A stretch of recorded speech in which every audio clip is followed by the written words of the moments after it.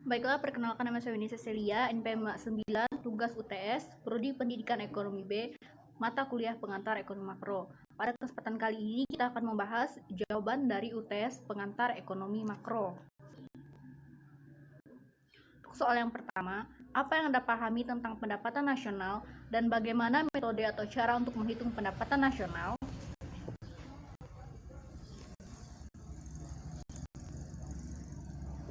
Pendapatan nasional dapat dipahami sebagai pendapatan rata-rata yang diterima seluruh rumah tangga keluarga atau RTK pada suatu negara selama 1 tahun. Secara konsep, pendapatan nasional dapat dibedakan menjadi dua, yakni produk domestik bruto yaitu PDB dan produk nasional bruto yaitu PNB. Meski sekilas tampak mirip, namun keduanya memiliki perbedaan cukup signifikan. PDB mengukur jumlah barang dan jasa yang dihasilkan dari unit-unit produksi di dalam lingkup domestik atau batas wilayah negara selama 1 tahun. Pendapatan nasional ini memperhitungkan pendapatan masyarakat dalam negeri ditambah pendapatan asing yang berada di dalam negeri. Sementara PNB mengukur jumlah barang dan jasa yang dihasilkan oleh penduduk suatu negara, baik yang tinggal di dalam maupun di luar negeri selama 1 tahun. Jadi PNB memperhitungkan pendapatan seluruh masyarakat yang berada di dalam maupun di luar negeri. Cara menghitung pendapatan nasional. Sebagai jumlah dari keseluruhan barang dan jasa yang diproduksi, pendapatan nasional membutuhkan penghitungan yang tepat dan akurat, sehingga nilai yang diperoleh benar-benar sesuai dengan data yang ada, bukan sekedar pencitraan pemerintah saja. Terdapat 3 cara pendekatan dalam menghitung pendapatan nasional, yaitu yang pertama, pendekatan pengeluaran. Cara menghitung pendapatan nasional melalui pendekatan pengeluaran dilakukan dengan menjumlahkan seluruh pengeluaran dari berbagai sektor ekonomi, seperti rumah tangga, perusahaan, pemerintah, dan masyarakat luar negeri suatu negara selama 1 tahun.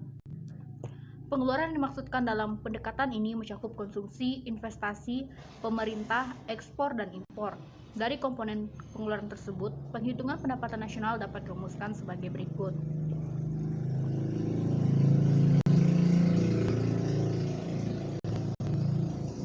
Yaitu dengan rumus Y sama dengan C tambah I tambah G tambah X kurang M, di mana keterangan Y yaitu pendapatan nasional, C konsumsi rumah tangga, I investasi, G pengeluaran pemerintah, X ekspor, dan M impor.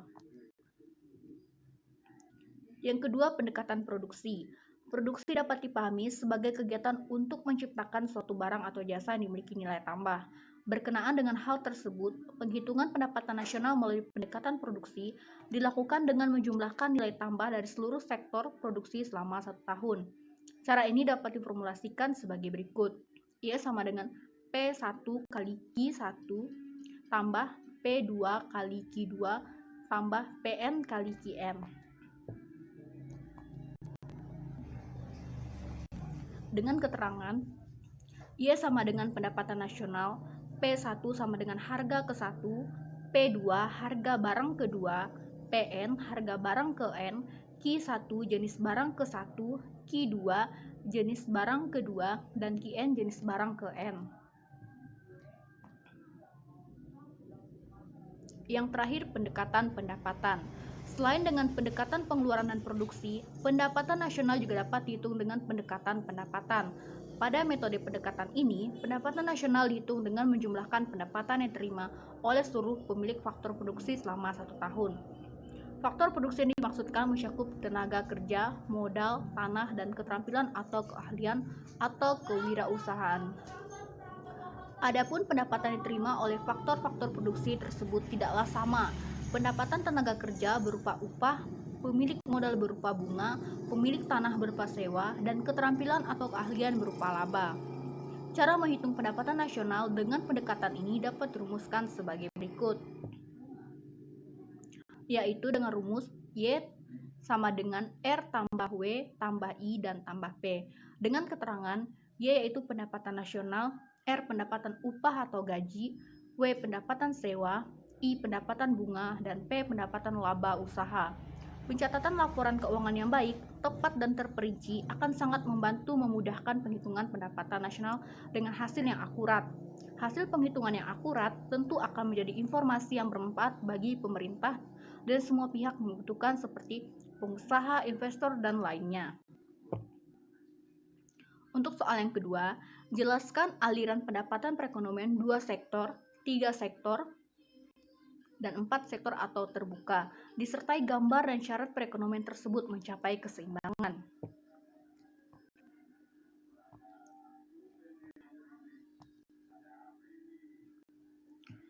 Yang pertama, perekonomian 2 sektor disebut juga perekonomian sederhana, karena hanya terdiri atas 2 pelaku, yaitu rumah tangga konsumsi, yaitu masyarakat, dan rumah tangga produksi, yaitu perusahaan. Model arus perputaran faktor produksi barang dan jasa, serta uang antara rumah tangga dengan perusahaan. Perekonomian 2 sektor dapat kita lihat arus perputaran faktor produksi barang dan jasa, serta uang antara rumah tangga konsumsi dengan perusahaan. Bisa kita lihat di sini diagram dari perekonomian 2 sektor. Dari gambar tadi terlihat bahwa rumah tangga konsumen atau RTK adalah sebagai pemilik faktor-faktor produksi berupa tanah, tenaga kerja, modal, dan kewirausahaan.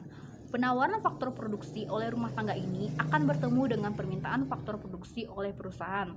Interaksi ini terjadi di pasar faktor produksi, sedangkan di pasar barang terjadi interaksi antara perusahaan sebagai penghasil barang dan jasa dengan konsumen sebagai penggunaan barang dan jasa, sehingga terjadi hubungan yang saling menguntungkan satu sama lain. Dalam diagram juga terlihat arus aliran uang dari dan ke masing-masing rumah tangga. RTK menerima upah, sewa, bunga, dan keuntungan dari perusahaan sebagai balas jasa atau penyerahan faktor produksi. Perusahaan menerima uang pembayaran atas barang dan jasa. Sehingga terjadi hubungan yang saling menguntungkan satu sama lain. Dalam diagram juga terlihat arus aliran uang dari dan ke masing-masing rumah tangga. RTK menerima upah, sewa, bunga, dan keuntungan dari perusahaan sebagai balas jasa atas penyerahan faktor produksi. Perusahaan menerima uang pembayaran atas barang dan jasa yang dibeli. Syarat mencapai keseimbangan perekonomian negara dalam analisis mikroekonomi telah dibuktikan bahwa pasar suatu jenis barang mencapai keadaan seimbang apabila keinginan para pembeli untuk memperoleh barang-barang yang diperlukan adalah sesuai dengan keinginan para penjual dalam menjual barang-barang yang dihasilkan atau dimiliki mereka. Syarat keseimbangan juga merupakan keadaan yang harus dipenuhi untuk mencapai keseimbangan perekonomian negara, yaitu keseimbangan dicapai dalam keseluruhan perekonomian. Ini berarti suatu perekonomian negara mencapai keseimbangan apabila dalam keseluruhan perekonomian telah mencapai keadaan di mana pembelajaran agregat yang akan dilakukan dalam perekonomian tersebut adalah sama dengan keseluruhan produksi, yaitu penawaran agregat yang dilakukan oleh produsen. Nilai dari jenis barang dan jasa yang dihasilkan tersebut merupakan pendapatan nasional perekonomian. Dalam perekonomian 2 sektor tidak terdapat pajak. Oleh karena itu, pendapatan nasional sama dengan pendapatan disposable. Sektor perusahaan memproduksikan barang dengan tujuan untuk memperoleh untung dari penjualannya. Perekonomian 3 sektor dari atas rumah tangga konsumen, rumah tangga produsen, dan pemerintah. Peran pemerintah di sini adalah sebagai pengatur, sebagai produsen, sekaligus sebagai konsumen. Besar kecilnya peran pemerintah dalam perekonomian itu sendiri sangat tergantung pada sistem ekonomi yang dianut. Di sistem ekonomi liberal, peran pemerintah minimal, sedang pada sistem ekonomi sosialis, peran pemerintah sangat dominan. Di negara yang menganut sistem campuran seperti Indonesia, pemerintah masih cukup berperan. Perekonomian 3 sektor dapat dijelaskan melalui gambar sebagai berikut. Ini adalah dari diagram perekonomian 3 sektor. Dari gambar tersebut dapat kita lihat anak panah yang menuju kotak pemerintah berarti penerimaan pemerintah. Penerimaan pemerintah tersebut berupa pajak, misalnya pajak penghasilan, pajak pertambahan nilai, serta pajak bumi dan bangunan.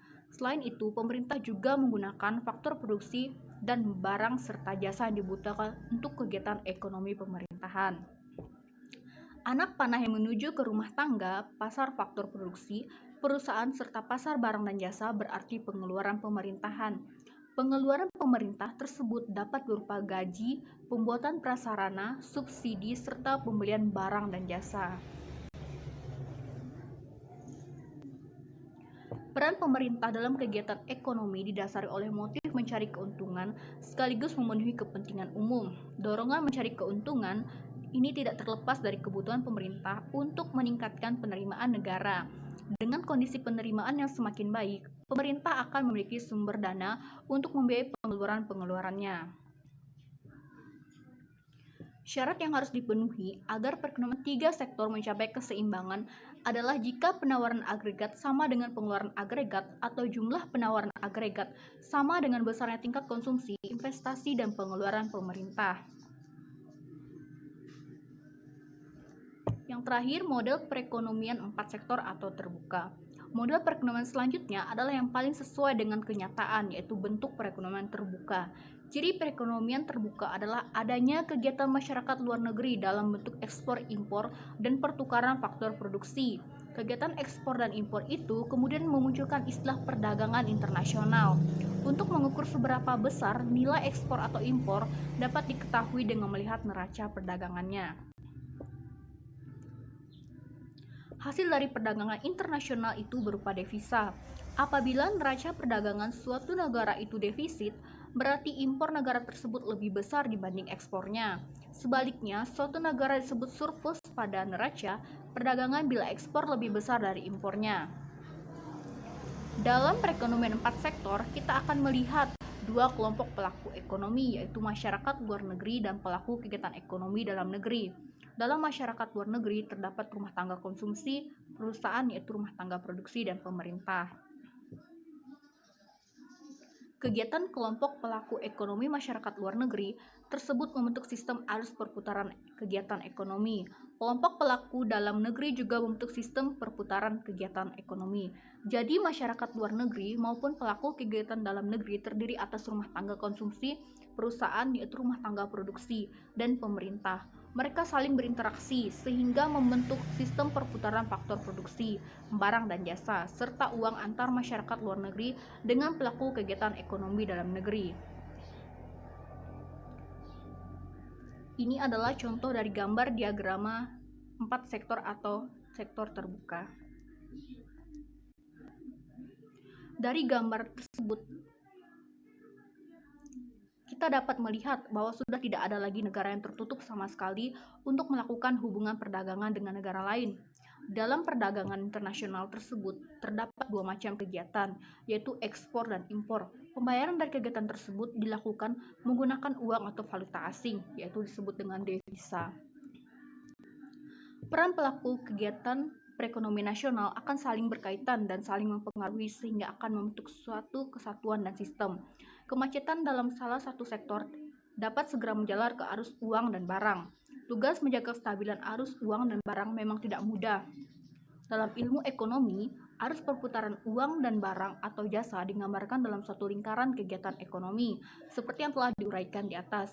Nah, lingkaran arus kegiatan ekonomi akan memberikan manfaat bagi pelaku ekonomi dalam perekonomian nasional. Syarat keseimbangan perekonomian terbuka.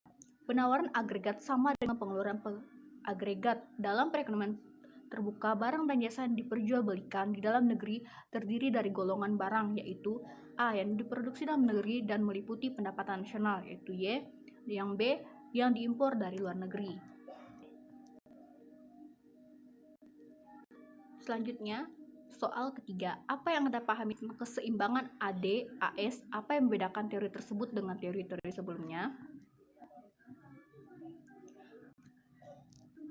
AD dan S merupakan singkatan dari kata agregat demand atau permintaan agregat, dan kata AS adalah singkatan dari istilah agregat supply atau penawaran agregat.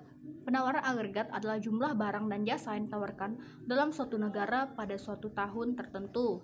Dalam perekonomian terbuka, penawaran kesepakatan ini termasuk pendapatan nasional atau barang dan jasa yang dikeluarkan di dalam negeri, ditambah dengan barang dan jasa yang diatur. Dalam analisis AD/AS, penawaran agregat diartikan sebagai penawaran barang dan jasa yang dilakukan oleh perusahaan-perusahaan dalam suatu negara. Berarti penawaran agregat sama dengan barang dan jasa yang ditawarkan atau diproduksikan di perusahaan. Perusahaan dalam perekonomian, perbedaan lainnya adalah yang merupakan perbedaan yang lebih penting bersumber dari ciri pokok konsep tersebut. Dalam analisis AD, ciri penawaran setuju mengatur dengan tingkat harga. Kurva AS menerangkan tentang pendapatan nasional yang akan diwujudkan perusahaan-perusahaan pada berbagai tingkat harga. Perbedaan teori AD dan AS dan teori Keynes yaitu perbedaannya: 1. Klasik percaya bahwa perekonomian yang dilandaskan pada kekuatan mekanisme pasar akan selalu menuju keseimbangan. Sedangkan Keynes percaya bahwa perekonomian ada masanya pemerintah yang turun tangan untuk mengendalikan perekonomian. 2. Klasik bertumpu pada masalah-masalah mikro, sedangkan Keynes bertumpu pada masalah-masalah makro. 3. Klasik berlandaskan kata hukum yaitu say, yaitu penawaran akan menciptakan permintaannya sendiri. Sedangkan Keynes beranggapan itu sebuah kekeliruan yang karena bisanya pemerintah lebih kecil dari penawaran. Alasannya karena sebagian pendapatan yang diterima masyarakat akan ditabung dan tidak semuanya dikonsumsi. Dengan demikian, permintaan efektif biasanya lebih kecil dari total produksi. Yang keempat, pendapatan klasik bahwa jumlah tabungan akan selalu sama dengan jumlah investasi. Sedangkan Keynes membantah pernyataan tersebut dengan alasan bahwa motif orang untuk menabung tidak sama dengan motif pengusaha untuk menginvestasi. Pengusaha melakukan investasi didorong oleh keinginan untuk mendapatkan laba sebesar-besarnya, sedangkan sektor rumah tangga melakukan penabungan didorong oleh motif berjaga-jaga. Anggapan bahwa posisi keseimbangan sumber daya, termasuk di dalamnya sumber daya tenaga kerja, akan dimanfaatkan secara penuh seandainya terjadi pengangguran. Pemerintah tidak perlu melakukan tindakan atau kebijaksanaan apapun. Sedangkan Keynes beranggapan bahwa dalam kenyataan pasar, tenaga kerja tidak akan bekerja sesuai dengan pandangan klasik, dimanapun para pekerja mempunyai semacam serikat buruh yang akan berusaha memperjuangkan kepentingan buruh dari penurunan tingkat upah. Terima kasih. Sekian, jangan lupa like, comment, and subscribe.